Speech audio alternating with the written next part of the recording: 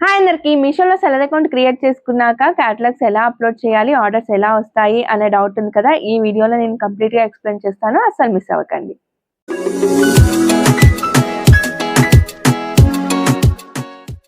Last వీడియోలో Meesho seller account ఎలా create చేసుకోవాలో అని స్టెప్ బై స్టెప్ అయితే ఎక్స్ప్లెయిన్ చేశాను. ఒకసారి ఆ వీడియో చూసి సెల్లర్ అకౌంట్ క్రియేట్ చేసుకోండి.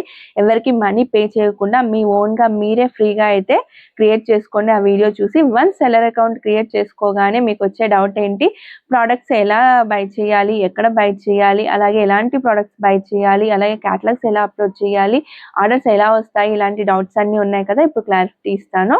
ఫస్ట్ మీరు క్యాటలాగ్ అప్లోడ్ చేయాలి. సెల్లర్ అకౌంట్ క్రియేట్ చేసుకోగానే మీకు అప్లోడ్ అనే ఆప్షన్ అయితే ఎనేబుల్ అయిపోతుంది. అంటే మీకు ఏ ప్రాబ్లం లేకుండా బ్యాంక్ డీటెయిల్స్ పెండింగ్ అని లేకుండా ఉంటేనే మీరు క్యాటలాగ్స్ అప్లోడ్ చేయండి. బ్యాంక్ డీటెయిల్స్ పెండింగ్ అని ఉంది అంటే మీకు మళ్ళీ ఆ సెల్లర్ అకౌంట్ అయితే మీకు యూజ్ అవ్వదు. ఇక్కడే ఆగిపోయి మళ్ళీ వేరే సెల్లర్ అకౌంట్ అయితే క్రియేట్ చేసుకోండి. బ్యాంక్ డీటెయిల్స్ పెండింగ్ అని వచ్చినా కానీ క్యాటలాగ్స్ అప్లోడ్ చేస్తున్నారు, ఆర్డర్స్ వస్తున్నాయి.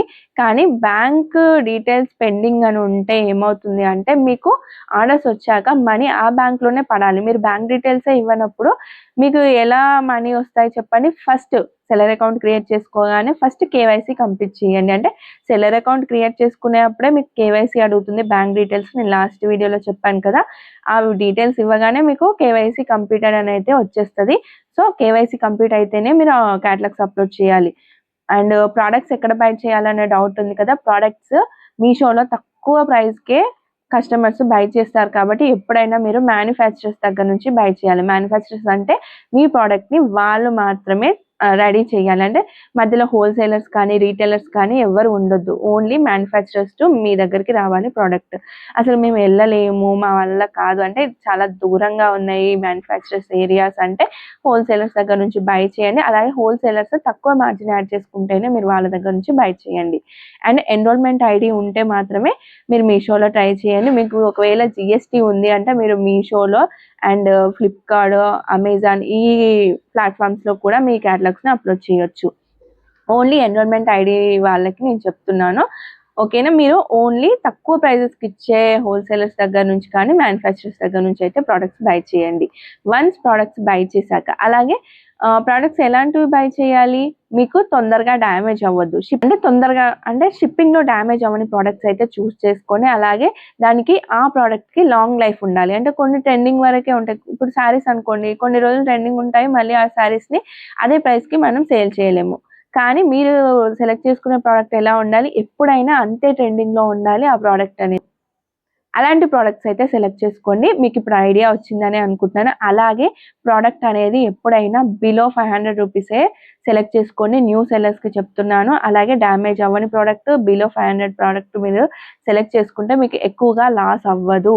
మీషో అంటే ఓన్లీ ప్రాఫిటే కాదు, లాస్ ఉంటుంది అని కూడా నేను చెప్పాను కదా. సో అంత ఎక్కువ లాస్ మీరు ఫేస్ చేయొద్దు అంటే మీ ప్రోడక్ట్ వాల్యూ అనేది బిలో 500 అయితే పెట్టుకోండి స్టార్టింగ్ స్టేజెస్లో. వన్స్ మీరు గ్రో అయ్యాక ఎక్కువ రేంజ్ ఉన్న ప్రోడక్ట్స్ కూడా మీరు మీషోలో పెట్టొచ్చు, ఎలాంటి ప్రాబ్లం ఉండదు. ఓకే, మీరు ప్రోడక్ట్ అయితే సెలెక్ట్ చేసుకున్నారు. ఇప్పుడు ప్రోడక్ట్ అండ్ మీ దగ్గర ప్యాకింగ్ మెటీరియల్ కూడా ఉండాలి. ప్యాకింగ్ మెటీరియల్ కూడా మీషో వాళ్ళు ఏమి ఇవ్వరండి, మీరే బై చేయాలి. అండ్ చాలామంది మీషో కొరియర్ కవర్సే వాడాలా అని అడుగుతున్నారు. మీషో వాడినా పర్లేదు, నార్మల్ కొరియర్ కవర్స్ వాడినా పర్లేదు, కానీ క్లెయిమ్ అయ్యేటప్పుడు మీకు మీషో కవర్స్ అయితే తొందరగా క్లెయిమ్ అవుతుంది. నార్మల్ ప్యాకెట్స్ కూడా క్లెయిమ్ అవుతుంది. క్లెయిమ్ అంటే ఏంటో నేను ఆల్రెడీ లాస్ట్ వీడియోలో చెప్పాను. సో మీరు ఏ ప్యాకింగ్ మెటీరియల్ అయినా తీసుకోండి. అంటే మీ ప్రోడక్ట్ని ప్యాక్ చేయడానికి ఒక మెటీరియల్ అనేది మీరే తీసుకోవాలి. సో ఇప్పుడు మీకు ప్రోడక్ట్ ప్లస్ ప్యాకింగ్ మెటీరియల్ రెడీగా ఉన్నప్పుడు మీరు అప్లోడ్ చేయాలి క్యాటలాగ్. మీకు సెల్లర్ అకౌంట్ క్రియేట్ చేయగానే అక్కడ అప్లోడ్ అనే ఆప్షన్ అయితే వచ్చేస్తుంది కేవైసీ కంప్లీట్ అయ్యాక. సో అప్లోడ్ మీద క్లిక్ చేసి క్యాటలాగ్ అయితే అప్లోడ్ చేయాలి. వన్స్ మీరు క్యాటలాగ్లో అన్ని డీటెయిల్స్ కరెక్ట్గా ఇవ్వగానే క్యూసీ పాస్ అయిపోతుంది. చాలామందికి QC error, QC in progress ఇవన్నీ వస్తున్నాయి అంటున్నారు కదా. సో అలాంటి వాళ్ళ కోసం నేను ఆల్రెడీ లాస్ట్లో వీడియోస్ చేశాను, ఆ వీడియోస్ చూడండి. అండ్ అప్కమింగ్లో కూడా నేను ఇంకా డీటెయిలింగ్ వీడియోస్ అయితే చేస్తాను. క్యాటలాగ్ అప్లోడ్ చేయగానే క్యూసీ పాస్ అయ్యింది అంటే మీకు వెంటనే ఆర్డర్స్ అయితే వస్తాయి. వెంటనే అంటే టైం పడుతుంది, 2 వీక్స్ పట్టొచ్చు. మీకు ఆర్డర్స్ రావడం అనేది మీరు ఇచ్చిన ఫోటో అంటే ఇమేజ్ క్యాటలాగ్ మీద ఆధారపడి ఉంటుంది. అంటే title, description, details and price కూడా రీజనబుల్ గా ఇవ్వాలి అండి, మరీ ఎక్కువ తక్కువ ఇవ్వద్దు, రీజనబుల్ ప్రైజెస్ కి ఇవ్వాలి. ఎందుకంటే మీషోలో కస్టమర్స్ తక్కువ ప్రైజెస్ కి బై చేయడానికి ట్రై చేస్తారు కాబట్టి మీరు ఎక్కువ మార్జిన్ యాడ్ చేసుకోవద్దు స్టార్టింగ్ స్టేజెస్ లో, నేను చెప్తున్నాను న్యూ సెల్లర్స్ కి.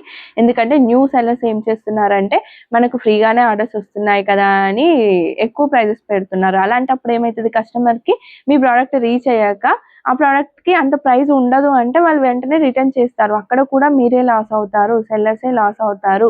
సో చూసుకొని ప్రైస్ రీజనబుల్ గా ఇచ్చి క్యాటలాగ్ అయితే అప్లోడ్ చేయండి. క్యాటలాగ్ లో ప్రతి ఒక్కటి కూడా నేను డీటెయిలింగ్ గా ఎక్స్ప్లెయిన్ చేసి లాస్ట్ వీడియోస్ అయితే చేశాను, ఒకసారి వాచ్ చేయండి. వన్స్ మీరు క్యాటలాగ్ అప్లోడ్ చేయగానే వెంటనే ఆర్డర్స్ వస్తాయి, కానీ టైం పడుతుంది. మీరు ఇన్వెంటరీ అంటే ఏంటి, స్టాక్ ఎంత స్టాక్ అప్లోడ్ చేశారో ఆ స్టాక్ అయిపోయేంత వరకు ఆర్డర్స్ వస్తాయి, బట్ టైం పడుతుంది. సో అలాగే ఆర్డర్స్ రావడానికి మీరు ఎవరికి డబ్బులు పే చేయాల్సిన అవసరం లేదు. మీరు క్యాటలాగ్స్ అప్లోడ్ చేసి క్యూసీ పాస్ అవ్వగానే మీ ప్రోడక్ట్ ని మీషో యాప్ లో లైవ్ చేస్తుంది మీషో, మీరేం డబ్బులు పే చేయకుండానే.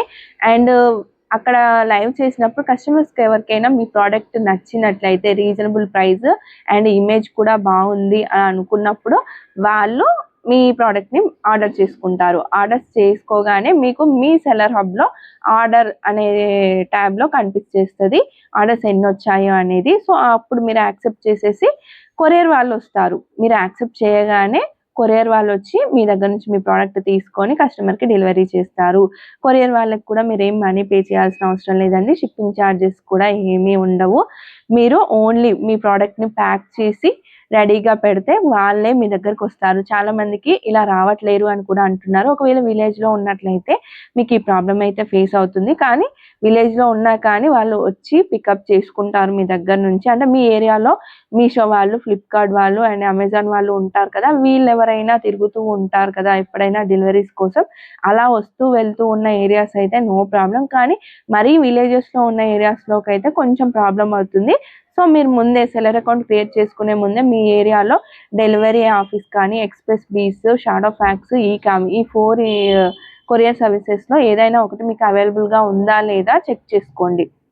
వన్స్ చెక్ చేసుకున్నాకే ముందు సెల్లర్ అకౌంట్ క్రియేట్ చేసుకోండి. ఎందుకంటే మీరు ప్రోడక్ట్స్ తెచ్చేసుకొని సెల్లర్ అకౌంట్ క్రియేట్ చేసుకున్నాక ఇవన్నీ చెక్ చేసుకుంటే సరిపోదండి, మీరు ముందే చెక్ చేసుకోవాలి. అంటే చాలా మందికి ఈ ప్రాబ్లం వస్తుంది కాబట్టి నేను చెప్తున్నాను. ఒకవేళ సిటీస్ లో ఉంటే నో ప్రాబ్లం, ఒకవేళ విలేజ్ లో ఉంటేనే ఇలాంటి ప్రాబ్లమ్స్ అయితే వచ్చేస్తాయి. అండ్ వాళ్ళు వచ్చి మీ దగ్గర నుంచి పిక్ చేసుకున్నాక వెంటనే మీ బ్యాంక్ అకౌంట్ లో అయితే మనీ క్రెడిట్ అవ్వండి, టైం పడుతుంది. మీ ప్రోడక్ట్ మీ దగ్గర నుంచి కస్టమర్ దగ్గరికి డెలివరీ చేస్తారు కొరియర్ సర్వీసెస్ వాళ్ళు. సో డెలివరీ అయ్యాక వాళ్ళు రిటర్న్ చేయకుండా ఉండాలి. మీషోలో ఈజీ రిటర్న్స్ ఉంటాయి కదా 7 days, ఈ 7 days లోపు వాళ్ళు రిటర్న్ చేస్తే కనుక మీ అమౌంట్ మీకు పడవు, మీరే షిప్పింగ్ ఛార్జెస్ అయితే పే చేయాలి.